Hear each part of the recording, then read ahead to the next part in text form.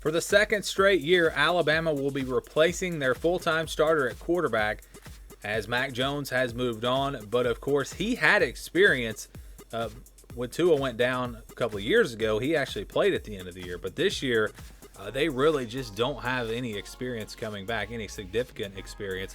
So let's take a look at who is gone, who's coming back, and who is a new addition to this Alabama team at that quarterback spot. We start with who's gone. Mac Jones is gone. Threw for 4,500 yards last season, 41 touchdowns. Obviously was a superstar quarterback for them. Put up just ridiculous numbers. And who saw that coming? I think most people expected Mac Jones to be good and put up very good, efficient numbers. But to see him do what he did, I was very surprised. And he took this Alabama team to another level when they were able to do what they could do in the passing game with him at quarterback, plus the run game that they've always got. It made this Alabama offense pretty much unstoppable. So he's going to be gone. They will lose Mac Jones. Big loss, and again, lost 2 of the year before. So this is 2 years in a row where you lose your starting quarterback. So who's coming back? Well, Bryce Young will be back. He threw for 156 yards last year and a touchdown. Really just didn't play any significant minutes. And I think that's what really hurt about the all SEC schedule, is the fact that you didn't get a chance to have those cupcake games and didn't have a chance to put guys like Bryce Young in for a half of football. Now, Alabama, they blew a lot of teams out, but it wasn't to the point where it was 42-0 at halftime. You know, there's a difference in 42-0 at halftime and 28-7 at halftime. Those are just different stories. And plus, you know, by the time he got in there, a lot of times you're just running the football, playing conservative, trying not to get anybody hurt. It's different when you're playing an FCS team and you can run him out there and let him go play for a half or whatever. So it didn't really get the experience that I think they would have liked for him to have gotten. But we're talking about a kid that was the #1 quarterback in the 2020 class. His 24/7 composite rating was .9994. I mean, it doesn't get much better than that. Doesn't have great size, only coming in about 5'11", 200 pounds. So that's one area you might be concerned just a little bit.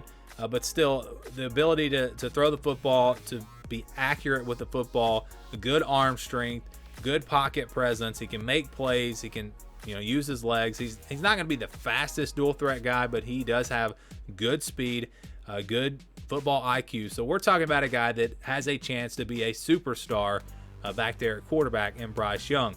He will be back, and he is expected, of course, to be the starter. You never know what might happen, but again, he's expected to be the guy. Then you have Paul Tyson. He's coming back. He was the #12 pro-style quarterback in the 2019 class. There were some rumors that maybe he would follow Steve Sarkisian to Texas. That does not appear to be the case, and I don't really know why he would, because you got guys at Texas as well that you're going to have to compete with. So, you know, he's a wild card. You know, could it be a potential Mac Jones type situation here? What if Bryce Young gets injured? Does Paul Tyson step in, and could he maybe deliver for them in the way that Mac Jones did?